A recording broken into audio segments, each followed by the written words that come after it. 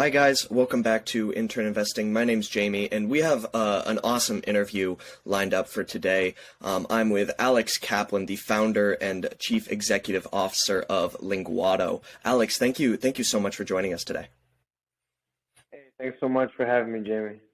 Yeah, well, I mean, Linguado's not necessarily a household name, although hopefully it will be. So why don't you give us just like a 5 minute overview of what Linguado is, what the platform is, and I guess what the problem Linguado is trying to solve in the world right now. Sure. So you said we're not a household name yet, but Yet. we will be. Well, I guess it depends on the house, right? Let's start there. So we started growing first overseas outside the U.S. Before I get into that, I'll tell you a little bit about, of course, what it is that Linguado does, what's its purpose, and its function in today's society. But essentially, it's as quoted in the Wall Street Journal, kind of like a social version of Duolingo. So Linguado is the mobile app that encourages communication between native speakers. The number one reason why people don't learn language or have difficulties learning or mastering languages in today's world is because they don't have access to native speakers. So that's Linguado's main function, is providing users access and direct access to native speakers all over the world in over 300 plus languages. So, the number one way, as I mentioned, to learn a language, or if I didn't mention, sorry, is through language immersion. But most people don't have money to travel. Maybe your passport and or visa won't let you go to certain countries. And so Linguado is, in a way, kind of a borderless communication tool that allows you to also filter users by their nationality and or the languages they speak. You can see their proficiency levels, and everything that the platform does. We believe in social learning, right? So with traditional language learning tools like, I wouldn't say, Duolingo is traditional, but it's you with the computer in a gamified fashion. But with a Rosetta Stone or a Babbel, with traditional language courses, or of course taking a language class at your high school or middle school, whatever it may be, the other half to that language learning process is, of course, practice, right? And you are going to learn a lot quicker if you're practicing with native speakers. And that, again, I'll repeat, is the number one reason why people don't learn languages, because you could say, hey, I studied Portuguese for 10 years, but I went to Brazil and I was still confused. Or I'm a Brazilian, I come to the US after studying English for 10 years and I felt like I didn't understand a damn word. Why? Because they have no one to practice with. So that really is the problem and solution that we're creating with Linguado. However, I will say that the platform also serves many more functions and purposes. And another, of course, is travel. Would you like me to pause, or can I keep going here? No, go right ahead. I like hearing everything, so just keep on going. So many people will also say, hey, I'm traveling to Spain next year. I want to brush up my Spanish. Or I'm traveling to Russia. It would be nice to get connected with a local in Moscow before I arrive. That's a whole nother leg to Linguado. It's a way that people can virtually travel from the palm of their hand. We have a very detailed map of the world where you can find different Linguado users. If you want to filter your search by nationality, like let's say it's the World Cup, and I want to see Brazil play, right? Sorry, I always use Brazil as a use case for many reasons. One, because I lived in Brazil for roughly 6-7 years. I speak fluent Portuguese. Most people think I'm Brazilian, even though I'm not. And Brazil has grown to be one of, if not our largest and most active user bases. But let's say I want to watch Brazil play. And right now, let's just say if I'm in Miami. So I just want to find Brazilians around me, not necessarily to converse with, but I can be with a certain type of people, in this case, Brazilians, to watch the game. I remember right now I'm talking to you from Belgrade, Serbia, and I remember the Super Bowl was playing, in February. I was here, and I'm like, damn, I wish I could find some guy from Texas just so I could watch Tom Brady throw some touchdowns to drink beer with. But how do I do that, right? So it's really an interactive, social, communicative platform so that users can connect virtually or allow them to meet in person, but based on language, nationality, or cultural preferences. I think that's such a unique business model, and the fact that you start with something as vital as just immersing yourself in with other native speakers, I think is critical. I think that gets overlooked when we're talking about language learning and things like that. I mean, in my college, I think this is unique to my college, but as a part of our language course, we actually have to take a native speaker class where we have a teacher that for 2 hours every week we just have a 2-hour class where we only speak to this teacher, and this teacher does not know English. So we only speak Spanish or anything, and so I just think that is such a unique business model. Are there any other companies or platforms that really focus on language immersion first in their platform? I mean, Duolingo or these other language learning companies. I don't think they necessarily have that much of a focus on this, at least as much as you and Linguado do. There are other language exchange apps that exist. I know Tandem is one of them. HelloTalk, italki. There are a bunch.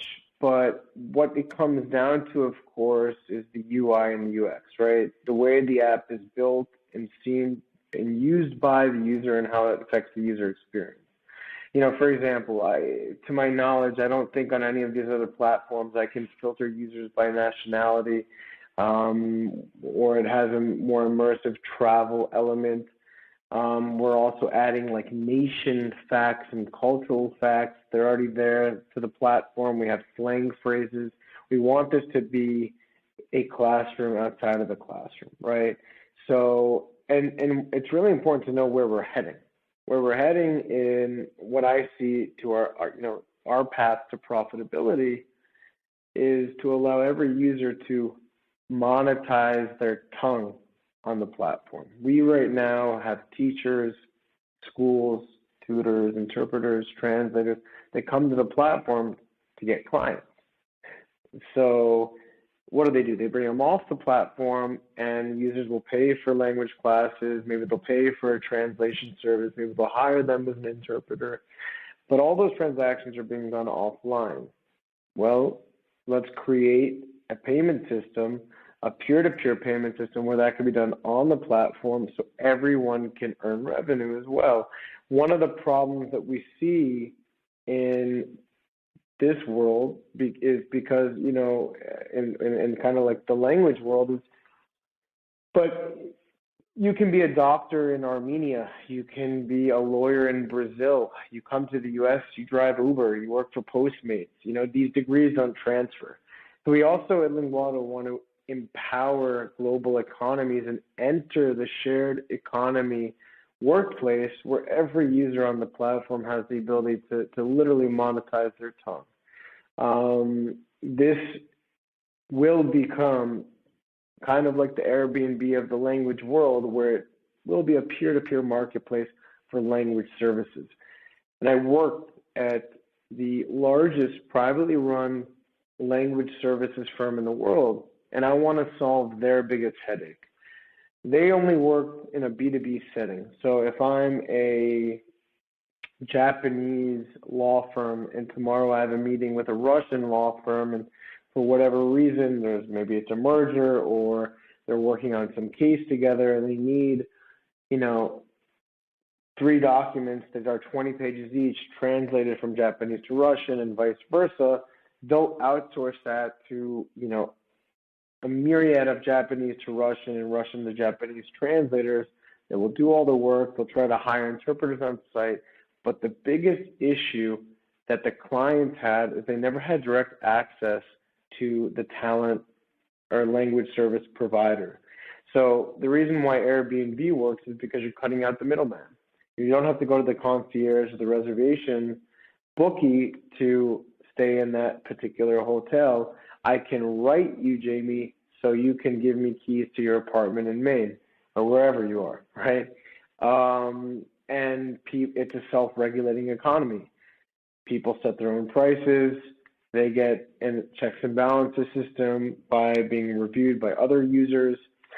That's the direction where we're going, but we're not there yet. Along the way, we are going to make this more of a learn and earn platform where users will earn tokens, or linar, as I call them. Dinar is the currency in Serbia, so this is the Linguado dinar. That can be used for in-app purchases, that can be used, well, if we do create this into being an actual coin or currency, then of course there'd be a wallet inside the app which can convert to fiat, dollars, euros, yen, whatever. But we want to create this internal economy for language among the platforms so that users can even send linar to one another instead of having to send dollars to yen or whatever it may be for particular language services. But I do want to go back quickly to the first thing you mentioned about us not being a household name. So we are a household name abroad, depending on the region or country of the world. Because we've been a very scrappy company. We launched in late December of 2019, right before the pandemic. We do have investors. We did go through a round of funding, and we're going to go through another one right now. But we wanted to grow first internationally, where we now have over a million users, and we're growing probably at the rate of about 100,000 users per month, if around there, before we start spending marketing dollars to grow in the U.S.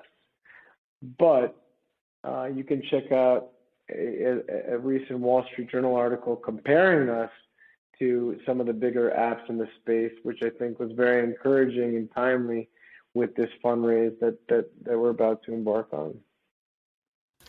Alex, you said that you don't necessarily market towards the U.S., and that's really surprising for me because, I live in the U.S. and a lot of times I'm just, kind of searching, for users in the U.S. just to see where a lot of population is.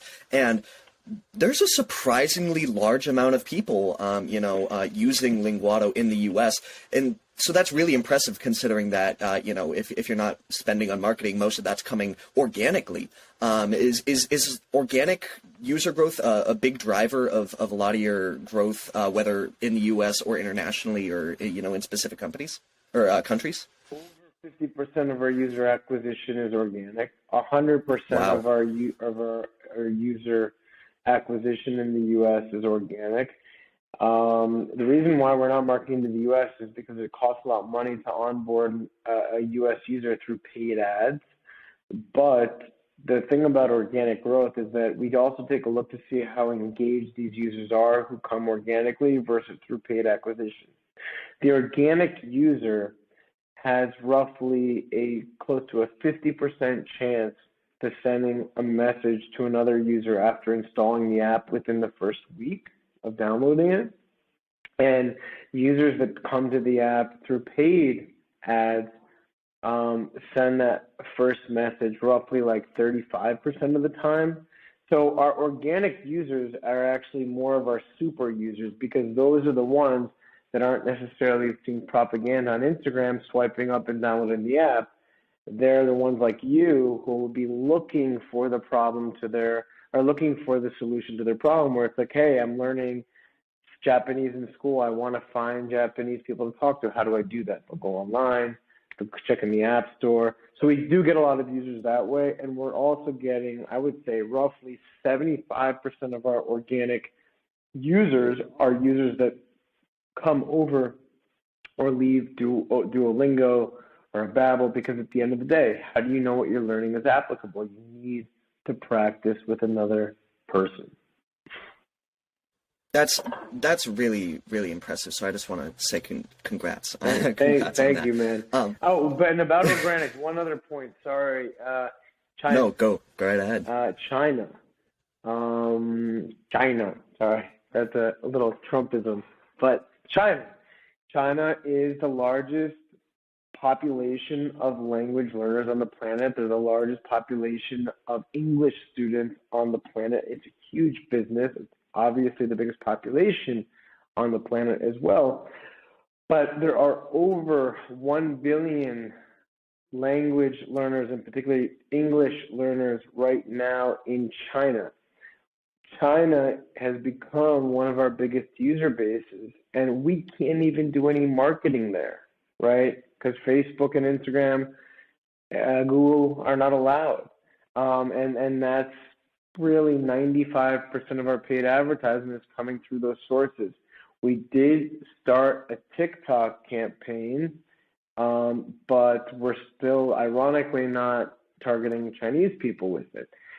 So it's also very encouraging to see Chinese users on the platform, because most other apps don't work in China, and they really want it, and they're using VPNs, because Linguado won't show up in the Play Store or App Store in China.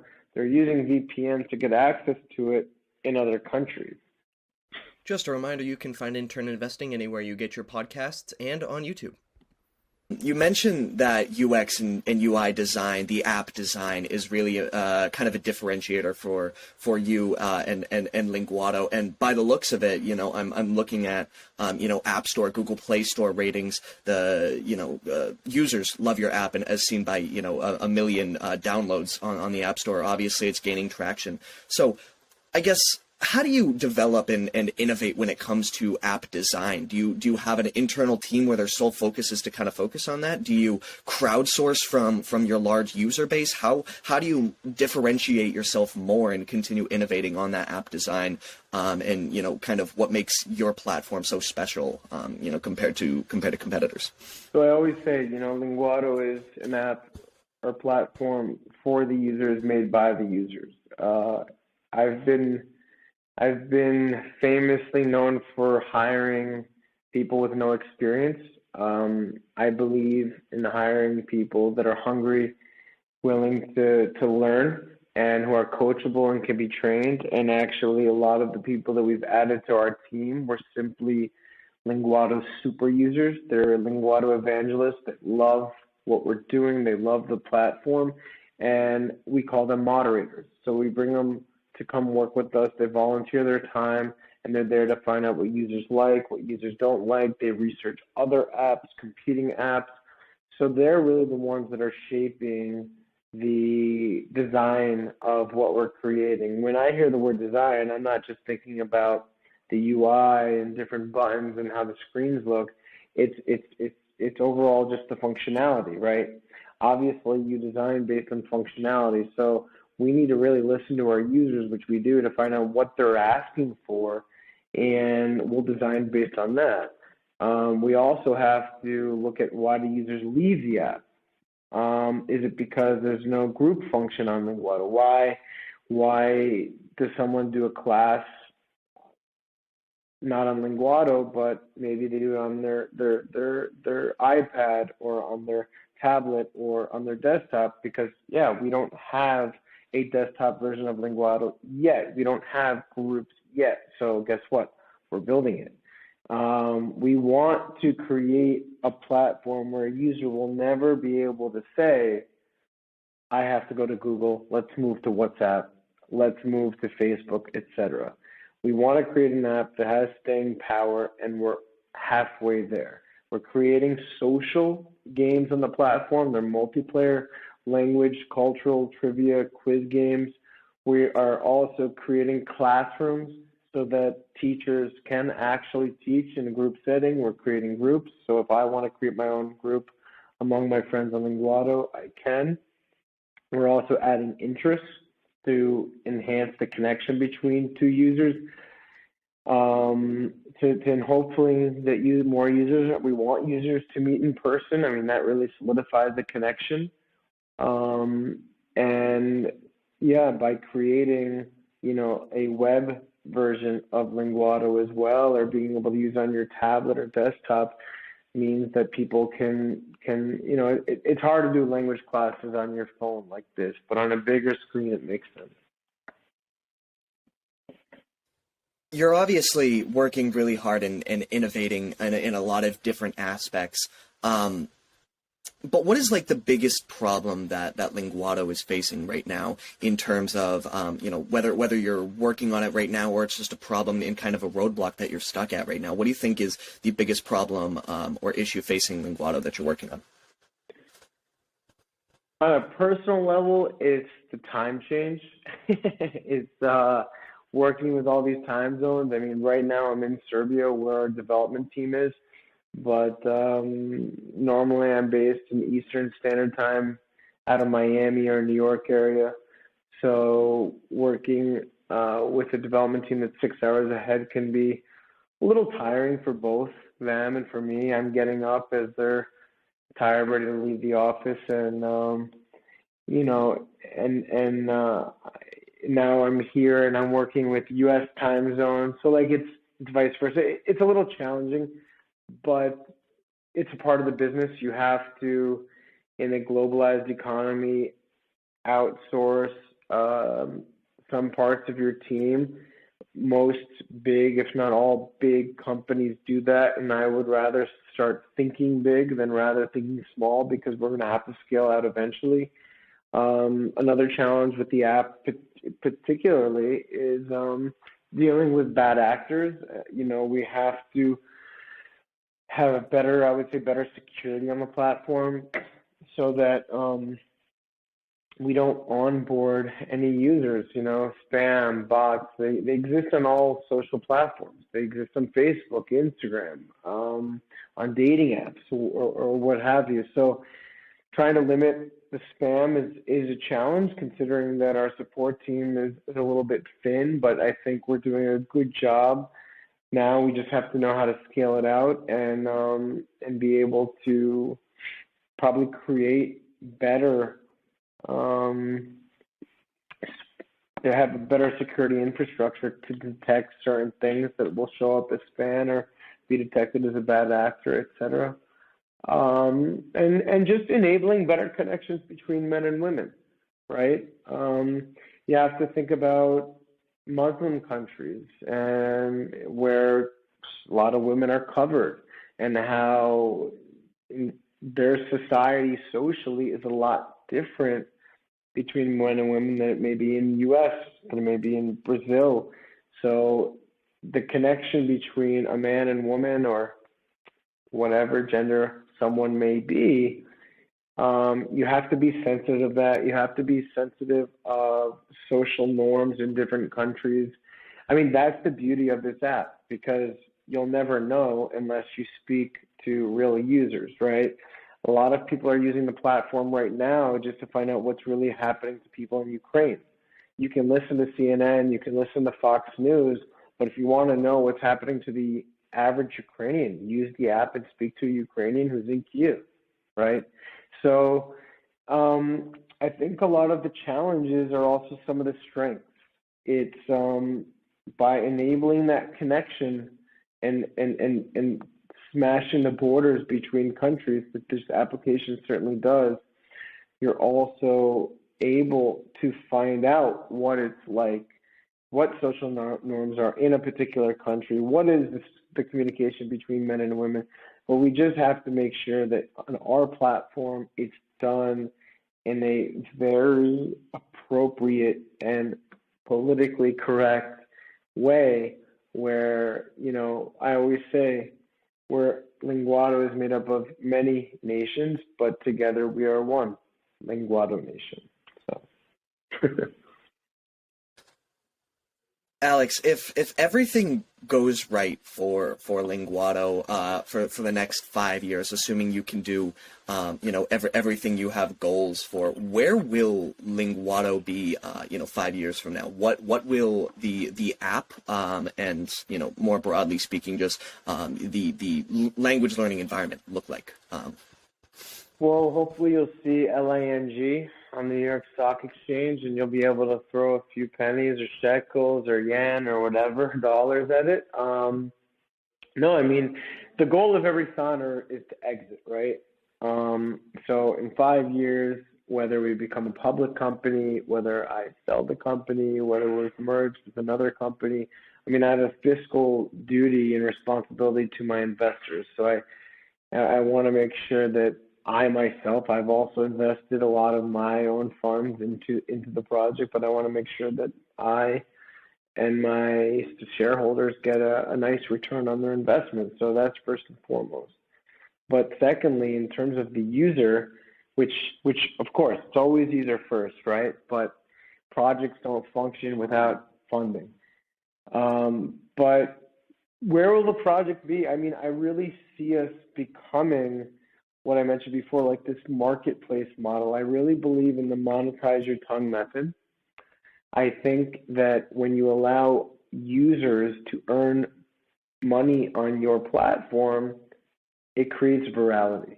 I didn't hear about Uber from an ad. I didn't hear about Airbnb from an ad. I heard about it from friends that were using it to make money and earn extra income. So I also listed one of my apartments on Airbnb, and then kind of fell really deep into the business and started managing 100 more throughout Brazil, Florida, DC, New York, etc. So I really believe in the marketplace model, peer-to-peer payments, and empowering economies by allowing users to be a part of them. Alex, this is one last personal question. It doesn't necessarily have to have anything to do with Linguado if you don't want it to. For someone starting a business or looking to start a business, what is your best piece of advice for them? Good question. Energy is first. Energy is number one. Energy is, I think, the secret to life, right? For me, you said it's personal, but I think everything revolves around energy in relationships, energy in work. If you don't have energy, it can affect your mental state, your mood, your ebbs and flows of being up and down. It's so important. But to be an entrepreneur and to be an entrepreneur on this scale, you have to get up every day and just keep fighting. You have to be resilient, because with every win, there's 100 punches in the face, right? But, sometimes when I'm down, maybe I'll listen to a podcast or watch some random motivational YouTube video. One thing that I saw recently that kind of, it stayed in my mind, I really resonated with, is like, look, it's okay to fall, but if you're going to fall forward, right? And so I fall forward all the time. But you get up, right? So being resilient, you have to be able to take constructive and just criticism in general. Not everyone's going to like you. Not everyone's going to like your product. You could be pitching to an investor that could spit in your face like Mr. Wonderful because they hate your valuation. But you have to have the energy. That is the nucleus and foundation for your life and for the business's life. And with that, you got to lead by example. If you want your employees to have energy, you got to show it. I mean, look, I'm right now here in the office. I'm the last one here. I wish more of my team members were, but you got to lead by example, and that's why I'm still here. Well, Alex, I think this is a great way to end it. Thank you so much for coming on. And then, viewers, if any of you want to experience Linguado, first of all, I highly recommend it. I think I'm a daily active user, if not a weekly active user. You can go on to the Apple App Store, Google Play Store, anywhere else where we can go get the Linguado app, Alex. Linguado.com, Linguado. Don't forget to follow us on Instagram, our YouTube channel. And if you want to see some funny videos of me speaking a bajillion languages, my Instagram is Alex_Linguado. But yeah, guys, check it out and be aware that we're releasing a new version. I call it Linguado 2.0 in the coming months, which is going to have a lot of the things that I spoke about. So thank you, Jamie, and thank you for everyone that's watched and listened. Awesome. Thank you so much, Alex. That's going to do it, guys. Thank you so much for tuning into Intern Investing. We will see you guys next week. Ciao. Take care.